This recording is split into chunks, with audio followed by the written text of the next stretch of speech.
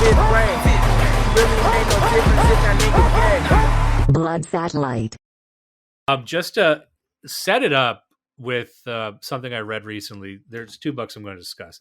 But the first one is a fiction book I read. This was a sci-fi book. It's a pretty popular book. It was called The Forever War by Joe Haldeman. And you might like this book because it's very similar to Starship Troopers. It's actually the two authors knew each other. And they talked, and it's the stories themselves are very similar, almost identical, but they're two different takes on the same story. The story is it's humans at war with an alien species they don't really understand, they can't communicate with, and it's from the perspective of a soldier, just a regular private, a grunt, and he's the main character is from his perspective. And so as you're going through the story, he goes up through the ranks, just like in Starship Troopers, but they have different takes on the war itself. Now, this guy, Joe Haldeman, he was actually a Vietnam veteran, and I'm not sure if Robert Heinlein was too. I have to look that up. He might have been, because the detail they give from a soldier's perspective is very good. And Starship Troopers was very good at, getting into the granular detail about the day-to-day life, the drills, the demands, just going through the basic training process and the food. So it almost seemed like it could have been lived experience from anyone who went to war. And this guy, we know for a fact he went to war, Joe Haldeman, and he said a lot of this is based off of his experience in the Vietnam War, except it's, of course, in the future against aliens. But so his take was more showing the absurdity of war, that war's dumb. They're fought for, crazy purposes. Only people suffer and nothing's achieved, which is very much a Vietnam War angle to take on this. Whereas the complaint was about Starship Troopers that it glorified war a bit too much, it would say. And I do think it does to a point, not as much as people say, because it's not like Starship Troopers says war is awesome, but it does put forward this idea that it is an existential war. And as an existential war, there would be people who would want to fight that, so that you never question why you're fighting the war. Now there's stuff going on in the book where you would question the leadership, question details about the war, because you're not really told a lot. And that's kind of a theme of both books, is that you're learning about the aliens as they're learning. So you're fighting a war, you don't really know why. You're just told to go here, go there, get on this ship, take this target, hold this target. People are dying around you. You don't get the big picture. But there's a bit more exposition in the Forever War. But one thing that happened in this book is, I'm going to say this, it's one of the most depressing books I've ever read in my life. It's depressing because the central part of the book that separates this from Starship Troopers is the idea of time dilation. So they have these things, they just call them stargates. I don't know if the concept of a stargate was invented here, but there is a stargate. They find these things, they're basically portals that bring you to another part of the galaxy, and with instantaneous in like 1 nanosecond. So you go through there at a certain angle, at a certain speed, and you're in another part of the universe. And so, and this is where they engage with an alien species. But the idea of you going across the universe and going across time works differently. So long story short, a month of you going through these different stargates, a year there would be like 20 years back on Earth. Something like that. Like it changed. Like a month there is like 5 years on. So there's a calculation for it. But the idea, this is what's so cool about the idea that the scene early on, like they go to fight a war with the alien race, and they pretty much massacre them on this planet. They don't know what they're doing. They're kind of humanoid. They're weird. They can't communicate, but they don't give much of a force, and you just massacre them. And by the time they get back to Earth, 20 years have passed. So everyone's technology is advanced. So you're coming back from the war, and you're in just this old piece of junk. And we know more about the aliens, and the aliens, based on that battle you just fought, have had 20 years to like learn tactics. And so when you go out again, you're fighting a completely different enemy. That's one thing. And that's what's cool. It's like, okay. And they're both doing this. The aliens are doing this. Like you're engaged. You don't know at what point of their development you're engaging at them with. Right. So you might be going out with way less advanced weapons or way more advanced. You don't really fucking know. But here's the depressing part, that every time these guys go back to Earth, and it builds and builds in the book. So at the end of the book, he's like 400 years old, and he goes on just like 3 missions, And he's only had like a few months of experience. And that's kind of the joke, that he was a private last month. Now he's like a fucking major. And because he fought one battle, and he's every time he goes back to Earth is radically different. That's the whole thing. So he goes back to Earth and he doesn't recognize Earth anymore. There's all kinds of new trends and shit. There's all kinds of new lifestyles. And so he's like, what the fuck am I fighting for? You know, first of all, you go back to Earth, maybe 50 years have passed. Your parents are dead. Everyone's dead. Your friends are dead. Society is unrecognizable. And as you can see, this is kind of like what a soldier might feel if they go to Vietnam and come back and it's hippies throwing diapers at them and shit, right? Yeah. But he comes back. The biggest thing, he comes back, and it's funny. I don't think he could write this book now, but he comes back, and being gay is the law. So what happens when he's gone? And as a heterosexual, he's treated like a fucking schizophrenic. Like being a heterosexual is a mental illness. So he comes back with his like half of his platoon still there. He comes back, and this was due, and they go into why, because there's an overpopulation problem. There was a food shortage. There was like 13 billion people on Earth. So at various points, countries made being gay. They call it homo life. It's called like homo life in the book. It's like you need to adopt a homo life. So he's just a straight guy coming back. So you come back and you're straight, and the whole world's gay. And the whole world's gay, and they look at you like there's something wrong with you. You're fucked up because you just like having sex with women. Like, what That's the fuck real. It's not even that you're a bad guy. They look at you with pity. Yeah. Right? And I read that, I'm like, oh, and this was written in the 70s, right? So this at the time might have seemed like a flight of fancy for him. But he comes, and then that's one example. So everything's gay. And then there's this part where, like, I think when he comes back the first time, it's like there's 9 billion people on Earth and 6 billion are unemployed. And there's various people on different planets. There's Mars and the moon, but Earth itself, like 6 billion are unemployed. Everything's different. So his dad died. His mom's there. His mom is now gay. His mom has like a roommate. So you come back from war and your mom is old and gay now. What the fuck? And what are you fighting for? Because you got to go back out there and fight the aliens to save this, a world you don't even align with anymore. So that's what's so depressing. I'm like, oh my God, that's kind of what you feel like now. That's kind of what you feel like with COVID, where let's say, and this might seem like I'm muscling the point, but really what I'm getting at is if you're unvaccinated, and this is kind of what we were talking about Scott Adams earlier, if you're unvaccinated, everyone looks at you. People who you respect, people who you like, maybe even your family, look at you like you're a sick, degenerate, maybe a pervert, whatever bad thing you can be, you're that. So the world doesn't even want you. And you might be trying to say, I'm doing this because it's right. I'm trying to convince you to, but they don't like you. The world has moved on.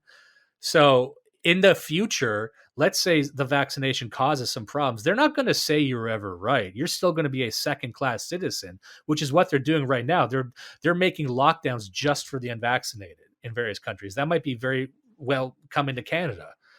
So you're being treated, and the world is moving past you. You are separate from the world now. They've identified, so you can either get vaccinated or you can live as a second-class citizen and be right. But the world will go on without you. And they'll still look at you with pity and disdain and maybe some low level of hostility, but that's what it is. Anyway, the point being that in this book, the way they describe how jobs work, they kind of predicted the gig economy. So his mom works because his mom's kind of well off. What happens in the book is he's staying with her after his first tour, comes back, and she works a job. Now, what happened is it's usually the person has a job, and the person has to work like 60 hours a week, and jobs are hard to get. And maybe that person doesn't want to work 60 hours a week. So they go to this special service, like a third-party service, and auction off part of their job. So the example is this person, their job is operating a machine at a hospital. So they leave half of their job. Someone else comes in and works for them. You train them how to do their job. So technically the company's employing one person, but they're really employing two, and a third party is like fractioning off part of that job for another person again, and they get a percentage of what that person gets paid. Now, and then maybe that person also doesn't want to work. So now you have 3 people working one job that's been auctioned off 3 different ways, and each person getting a smaller percentage of what that one salary would be. And that's what his mom does. So his mom was the first person, but the second person, then she auctioned part of us, so she gets less, but more. So you're constant. That's what the economy is. It's economically inconceivable unless the government was forcing that to happen, but it is a hilarious concept. And that also is kind of, there's this great Portlandia sketch. I don't know if you watch Portlandia. I love it was Portlandia. Like, yeah, it was rented out. And the thing is like, oh, you got a spare room, rent. It's kind of making fun of Airbnb and Uber and stuff, but it's like, oh, you can just rent out your stuff, rent out your toothbrush, rent out your fucking living room, and you live on the roof. And it's like, haha, but it's like, yeah, that is a parody of a thing that is happening.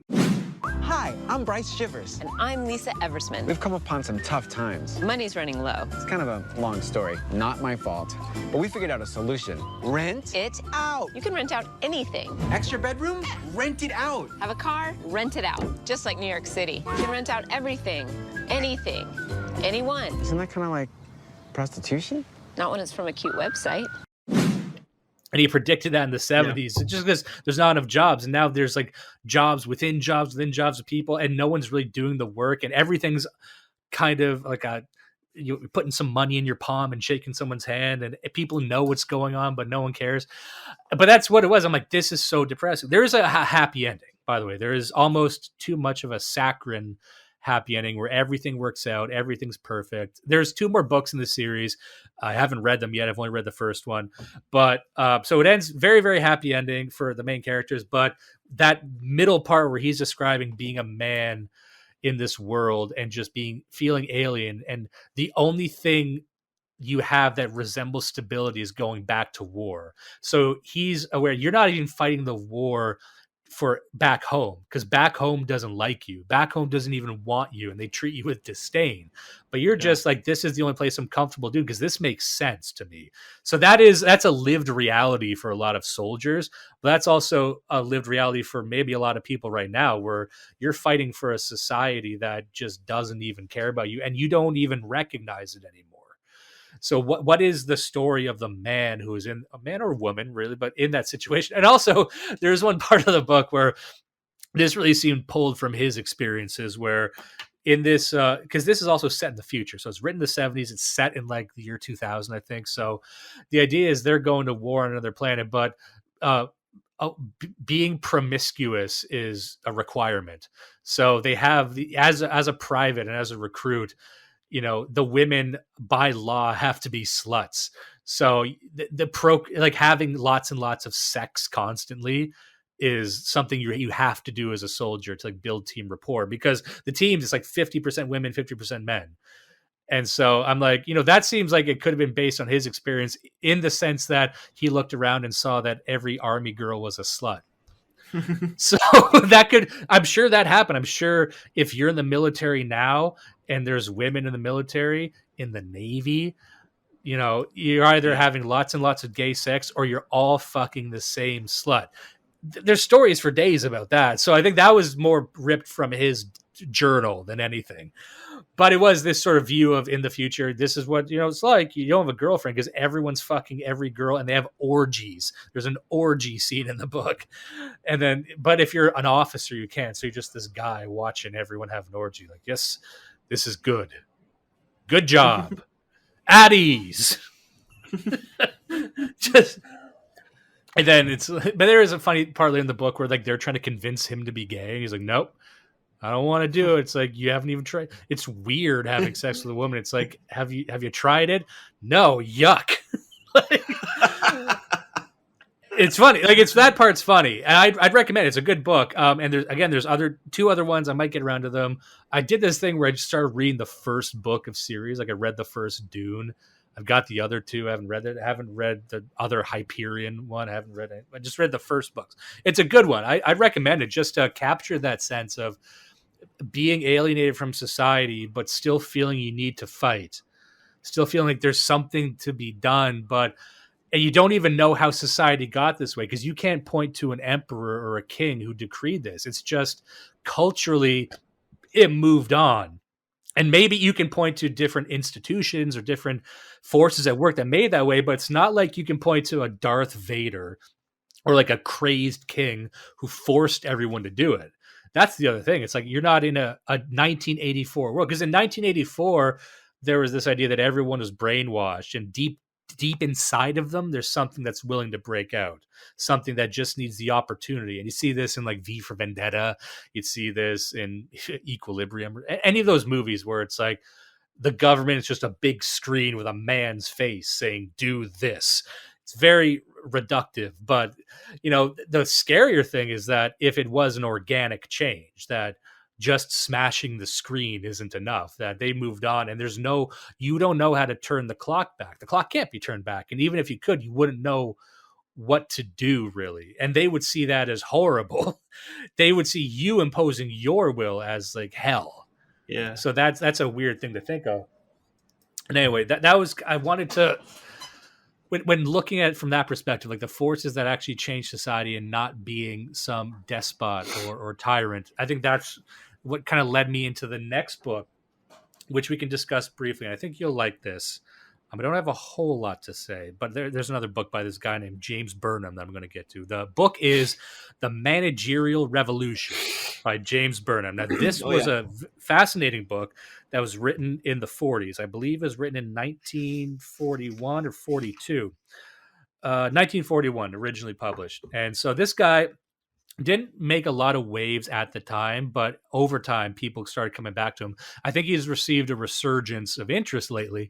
And he's wrote another book called The Machiavellians, which we might get to in the future, but The Managerial Revolution. So just to give you a brief synopsis of this book, I'll say what it says on the back.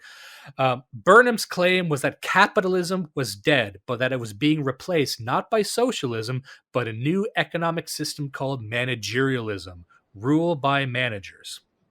So in this book, he takes, I don't want to say a Marxist tone, but he takes the tone where he talks about the bourgeoisie, he talks about the workers, he talks about labor. So he has a lot of language that is similar to Marxist critiques on capitalism and the system, but he doesn't seem to have a lot of affection for Marxists either. And he's got no real affection for socialists in any way. He would say, they're anticipating a Marxist takeover. It ain't going to happen. The takeover is this sort of middle management class. And now he takes a position that a lot of the neo-reactionaries or the NRX guys take, which I like this angle. I don't think it's complete, because they would say that the era of ideology is behind us, that the way the world works now is it's just power forces, power structures moving around irrespective of religion, of ideology, of political affiliation. It's just that stuff is all a smokescreen, which is very much in line with what the ideological Marxists said, like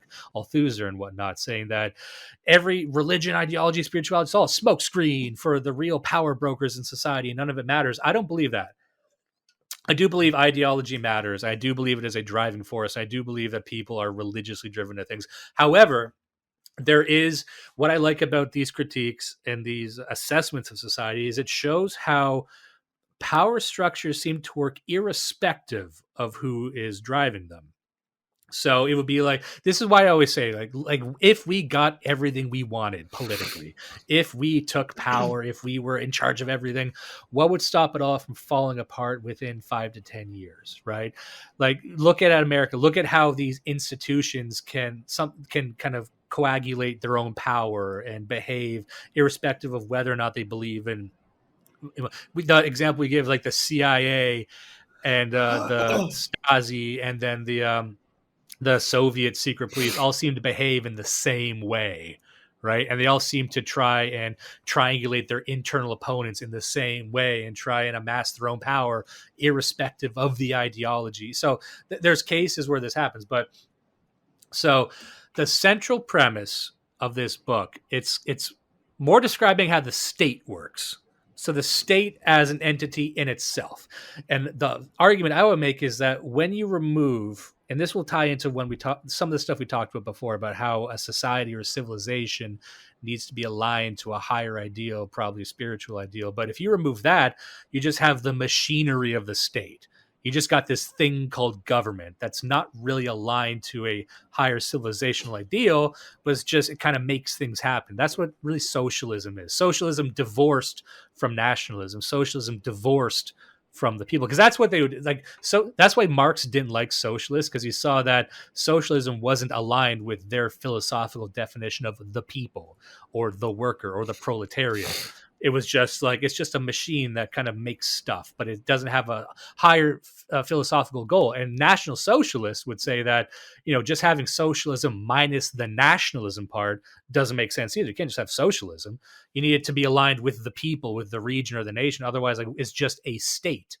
And if a state isn't aligned with either a higher philosophical ideal or with the people, you kind of get what happens in Canada and America. And I'm going to use those as the two primary examples here. Like Canada more than America, I think, because Canada defines itself as a post-nation state. So it is just a state. Remember that, because Canada is not trying to dissolve its socialist programs. It's a post-nation state. They've said this. Trudeau said this. So what is it? It's just a state, a phenomenon called the state that is not really tied to its own people because it's not a nation. It's not really tethered to a higher ideal because it's aggressively secular. It's not religious. It can't be religious. So Canada is a case study of what I think is the apex of the managerial revolution, what we're going to describe here. But just to say, this isn't just in the 1940s, this would have seemed like a kooky new idea that's happening. The way it was describing exactly what my lived experiences in Canada was staggering. I think that's why people are revisiting, like, holy shit, this makes a lot of sense. And if he could see this now, I think he would agree. But the central theme in the book is that he talks about the locus of sovereignty. Now, within every society, with every political structure, there's something called the locus of sovereignty. That means at the end of the day, the thing that gets to make the decisions. We can all talk about the decisions we want to make. We can all make our plans. We could all write them down and try and get them to people. But at the end of the day, there is one mechanic within a society that gets to do it. So traditionally, that might be the king, or that might be something else, an emperor, something like that. Like the one where you can have all the plans, but you got to get their say to actually action these things. So traditionally, you would see this happen over time with the advent of Parliament. So before the Parliament, there was feudal lords, and you can see the transition from a feudal system to a parliamentary system as they were kind of auctioning off their own rights and their own privileges for money or whatever. But over time, you saw the power of who gets to actually do things in society go from feudal lords to a parliament, or go from regional kind of kingdoms to a central king or an emperor. So we kind of know over time how this happens. So right now, if we look at our society, just to give an idea, who actually has the power to do things in society? Is it your member of Congress? Not really. Is it your member of Parliament? Not really. They can kind of make decisions and gather data. That's how I like to conceptualize people in Congress and Parliament. They're just data gatherers. People talk to them, and then they go and then they appeal to the administrative bureaus in society. Now, they're the decision makers. The Bureau of Education, the Ministry of Transportation, the fucking CIA. They're within the government. These are all the things you don't vote for.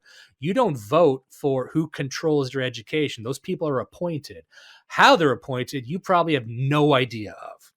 But if you go to your politician, your local governor, whoever the fuck, and say, I don't like critical race theory. And, that, as an example, that's a big thing on the right. I don't like critical race theory. What are they going to do? Well, that person can then go to the, Ministry of Education. They can go, whoever's in charge of education, and make a plea. That's all they can do, really. Ultimately, at a federal level, is make a plea. And then but at the end of the day, it's whoever's in charge of these departments, of these government institutions and entities, they make the rule. Now, oftentimes they might choose to do it just to save face, but if they need to flex, they can flex. And we're seeing that right now with the medical establishment with COVID. There's a lot of people saying they don't like this, and they're choosing to flex because they know they can. It's a mask off moment for every institution in society to show you how much influence you as a person actually have. And the politicians actually have. There's politicians against what's happening. They don't get to fucking do anything. right? Sometimes they're appointed by the president, but sometimes the president doesn't appoint anyone. That person was already going to be there, and he would upset too many people if he did not appoint them, so they get appointed anyway. You see how I'm talking about? I think that's something that's become really obvious in the past couple of years now as we're watching what's happening is like looking at DeSantis in Florida, right? The amount of stuff that he's doing and the pushback that he's getting, not from other politicians at an equal footing or a higher footing than him, but just bureaucrats at federal agencies. And it's like, hold on a second. This man is the governor of a state, right? That means something. Who the fuck are you? You're some unelected employee. You got your job through a job application. And yet you are wielding power over the elected governor of a fucking state, a state that's larger than a lot of European countries, right? And you put it in that context, how the left is not looking at that and saying, like, how is this different from like Amazon's CFO crushing the GDP of some African country? It's the same shit, right? You have a person who represents the people ostensibly versus an employee of what is, and I will call it right now, it's a private organization. These quote unquote public institutions like the NIH. The NIH is not a public institution. The reason it's not a public, it's funded by public dollars that they stole from you, but it's not public because the public has no control over it. Yeah. And that's, I just want to touch on that for a second, because this is why a lot of people on the right, I think, are still correctly wary of trying to nationalize private institutions. So, in a lot of sense, you will look at an institution, you'll look at something like a telecom company that is still private, but pretty much acts like it's state owned. Because a lot of the times it is. A lot of times it's getting taxpayer money just to survive, which you've covered before. And they'll say, okay, we should nationalize it. Let's nationalize it to be on the side of the people. What the pushback to that would be to say, well, it wouldn't be on the side of the people then. It would still essentially function as a private enterprise, because all of these institutions, all of these departments, these government departments, essentially behave like private enterprise, just like the CIA. And you can look at Chinese state-owned enterprises if you want to know how this actually pans out in the modern world and the globalized economy. All you do when you nationalize a large company is you codify all of the corruption that you were trying to get rid of. You're taking every single piece of corruption and you're taking it from under the table and you're writing it into the fucking employee manual. And now it's just part of the company. Yeah. That's all you're doing. and that's why I always give the example of the CIA, because we covered the CIA, the history of the CIA extensively, and we've seen over time how it really just gathered its own power. It behaves, it's not answerable to anyone. None of these institutions are really answerable, if you think about it, to the president, as the law enforcement especially. But, well, you're kind of seeing it with the police now, but that's a different story. But like they are their own essentially private entities, but under the umbrella of protection of the state, which means they just have military power now too. Yeah. But that's kind of the idea, that what you would see, he's got this quote from about the Soviet Union. A lot of the examples he pulls are from the Soviet Union because that was what was going on at the time.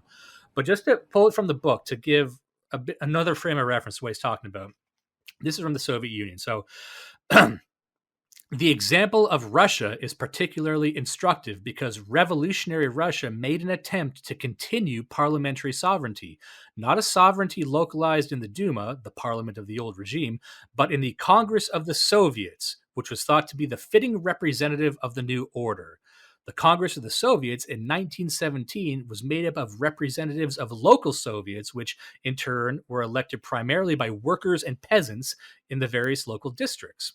In the Congress of the Soviets, which met the beginning of November 1917, the Bolshevik Party had a majority. The Congress then declared itself to be the, quote, government. That is to say, it claimed sovereignty and declared that sovereignty was no longer possessed by the Kerensky government, which was based upon the remnants of the old regime.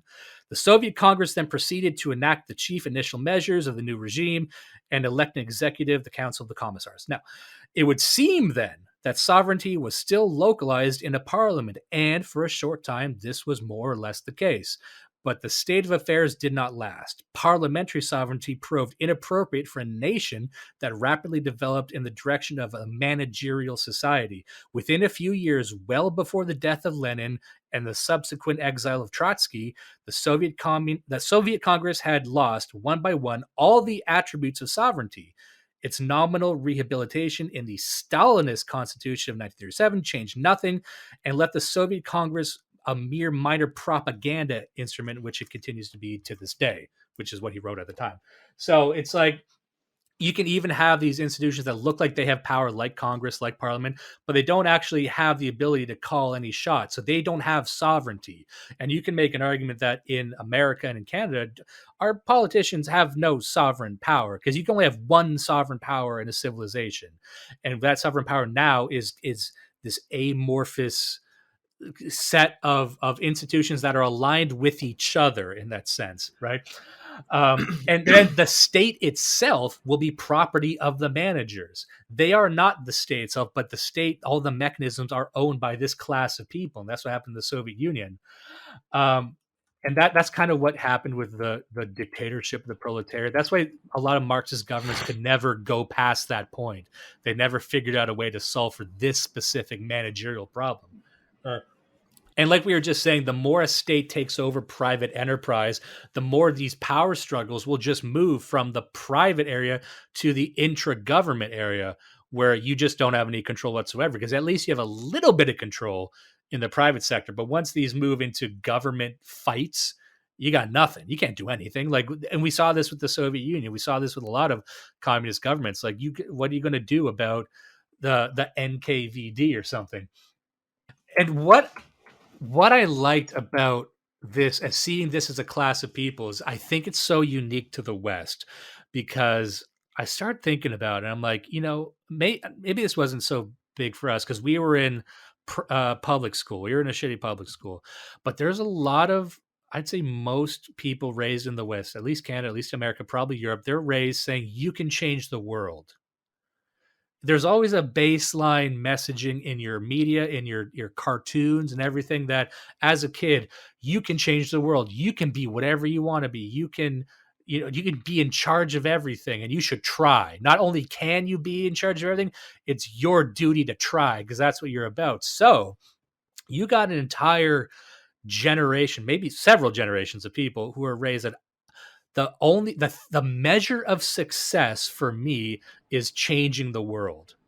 See what I'm saying? So it's not like accomplishing a specific goal. Like, maybe if you had raised kids, like, your job going into the real world is to create stability and create peace. That would actually be a mission I could see working, and it wouldn't work completely. There would be different definitions and people go off, but that actually seems like, if you're going to indoctrinate a child to do something in the world, it ought to be create stability and peace. But we don't do that. We train them from very, very young, right up until they leave high school, that you need to be an agent of change, and that's how you know you're doing it right. So you have all these people who they just want to change things, and they don't really care what they're changing it to or for. They have no trajectory or morality. So you end up here. You don't run for office. You don't end up, I'm going to start a campaign and communicate directly with the people. Because a politician, even though they're ineffective, even though they suck and they're dumb at what they do, they still have to allot a certain amount of time to communicating with their constituency. They still have to even pretend that they're one of the people. They're usually not, especially career ones. They're not. But these managerial class doesn't.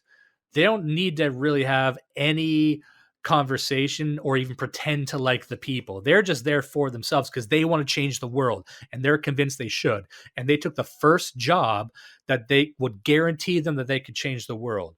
Getting in front of a union or something, or whatever the mechanism is to make rules and punish people. That's the bureaucracy. That's the bureaucracy in the West writ large. So it's full of people who want to change the world for the sake of it. And the only way to justify their existence is to make more rules and expand their authority and expand this mechanism called the state, which, remember, is not aligned in any direction with a higher ideal or any sort of philosophy, any sort of spirituality. It exists for the sake of itself, and it's staffed by people who want to be kings but have no responsibility to the people. Right. So that's what the modern state is. The people themselves do not factor in at all in their decision-making process. And I'm going to tell you from anecdotal experience, people can write this off if they want, but I'm not going to dox myself here, but the experience that I and my wife have had with the public sector on a municipal level, and you can go do this, you can go talk to people who work in the government. They have nothing but disdain for the people. They have nothing but they I was talking at work about, there's some people who are watching that show Parks and Recreation. If you watch, pretty popular show, it's got its funny moments, but the idea was like, here's this municipal small town government office, and every time they have to have a town hall and that would be a bit on the show. We're going to call it town hall, and all these people show up and they're crazy and they're stupid and they make wacky demands. And it's just kind of like a setup for all these little bits. And then they're just the long-suffering government employees, and all they want to do is make the world a better place. And who's standing in their way is the dumb people. Now, that show is actually a very good example of how they view themselves. They think you're stupid. They think you all you do is get in their way, which is strange once you break that down. It's like, but you're supposed to be here for the people. And yet they see the people as nothing but a problem in their story, in their movie that they're writing about themselves. So think about how fucked up that is. Because at least with a private enterprise, at least with maybe a more traditional, like a monarchy, you had the understanding that, look, at the end of the day, I rely on the people in some way. But now you have an entity where the people aren't even part of this equation. They know they're getting paid by tax dollars regardless, because you can't get rid of education, right? So you see what I'm getting at? So they're not answerable to the people, and they just see you as an impediment to their own institutional glory, because that's what COVID is. COVID makes a lot more sense. The lockdowns and the quarantines make a lot more sense once they see you as an aggressor to the story they want to write, which is, we defeated this thing. You're just collateral in that story. So when you see, and once you realize that's what they're treating you as, it makes what they decide to do to you makes a lot more sense. And it won't seem hypocritical once you see it from that perspective. Sorry, were you about to say something? Or? Yeah, I was going to say the whole thing about a king, and we talked about that a number of times before. But like, the great thing about a king, about us, we can call it a sovereign, right? The whole point to a sovereign is he's sovereign, is that he does have the final say. He might not be the person who physically writes down on a scroll the policy for a given department of his rule, but he is the one making the decision. He hasn't farmed out the authority to make the decision. He's just farmed out the grunt work of actually executing the decision that he makes. He rules by decree. And that sounds awful to modern people, but the reality of it is, when you have a sovereign, and that sovereign is making all those decisions, he's also responsible to all those decisions. So everybody knows whose head goes on a pike, right? When something goes wrong. Yeah. And the problem with having these bureaucrats, with having a managerial class, is the reason I wanted to bring this up is because I wanted to talk a little bit about my current situation, because I'm in a situation where I'm in a position where I'm looking for a managerial class, right? I'm the sovereign. I own a company. My company's too complex and it takes too many hours out of my day, and I want to hand off authority to people. I understand how you feel when you don't just want somebody to do work.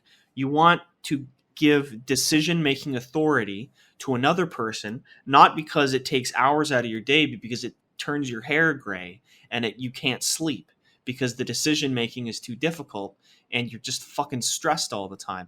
The problem is you give managerial authority to somebody who doesn't have skin in the game, and then they have this quiet room, right, where they have access to all the levers of power, and it's not their head on a pike if something goes wrong.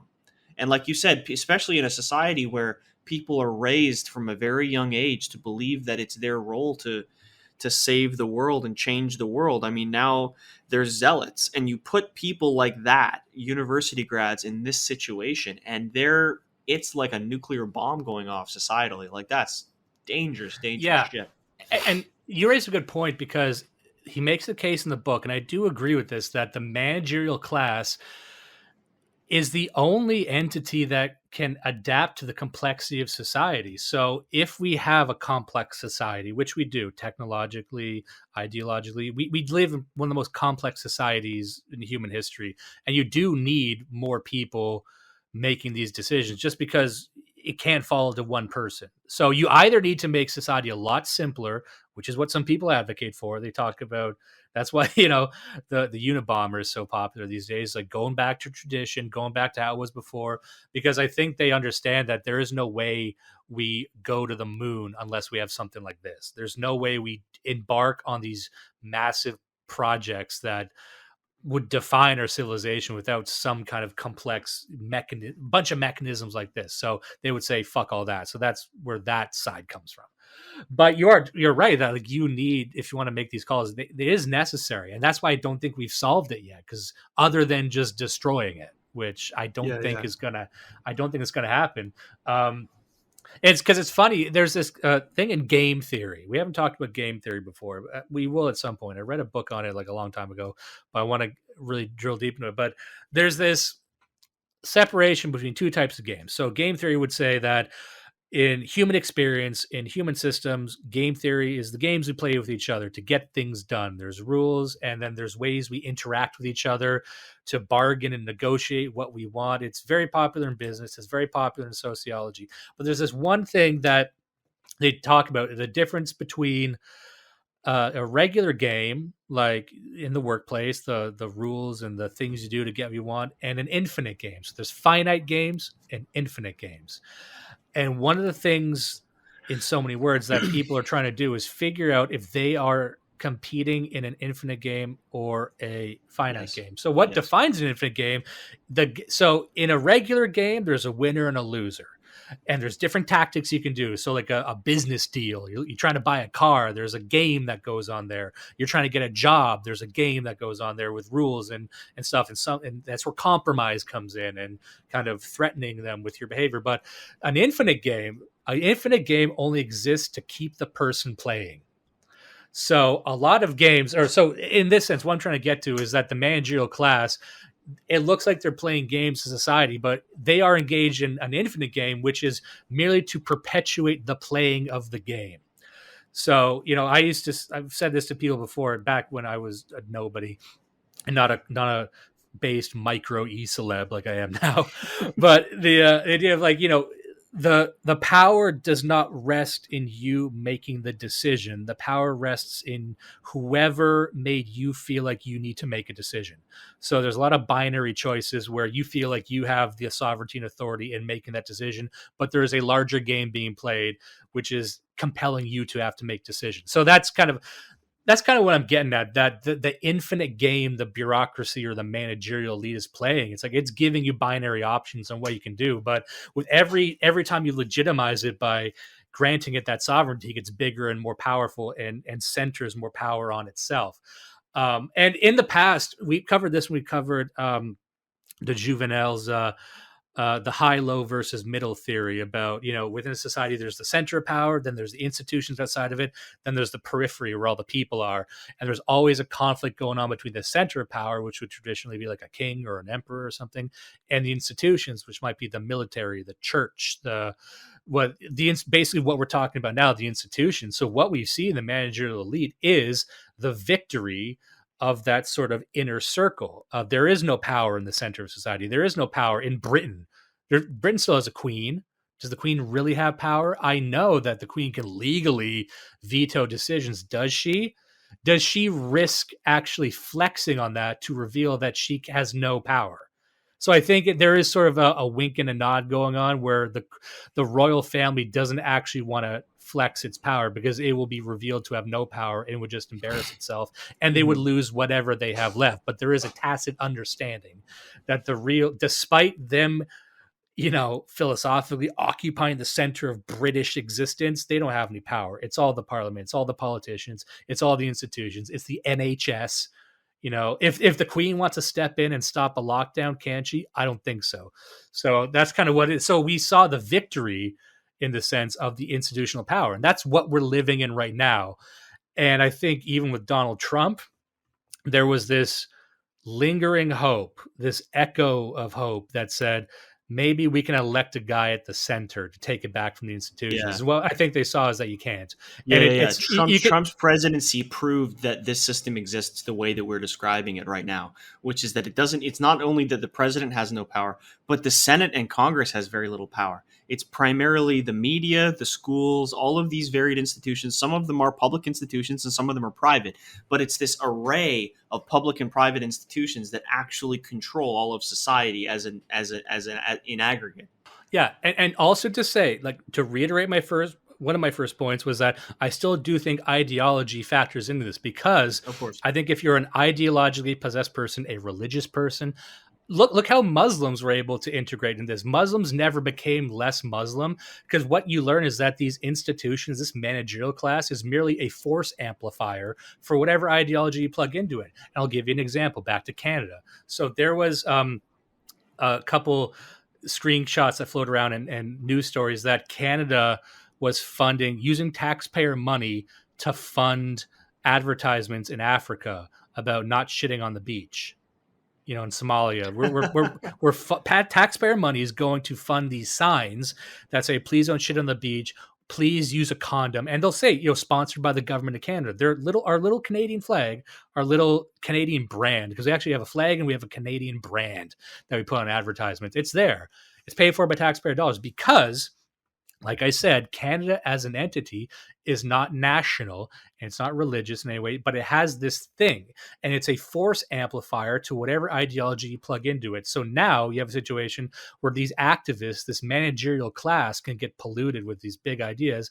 And that's how you end up funding ad campaigns and fucking dropping leaflets in North Korea about how your kids should be trans.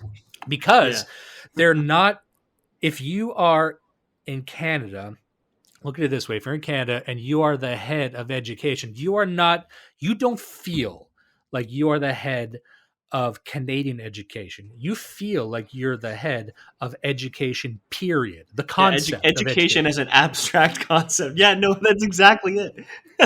We'd always joke about, online, it's like, I'm the CEO of racism. They feel like they're the CEO of education. In Canada right now, there is someone who feels like they are the CEO of trans. Yeah. And they cannot be fired.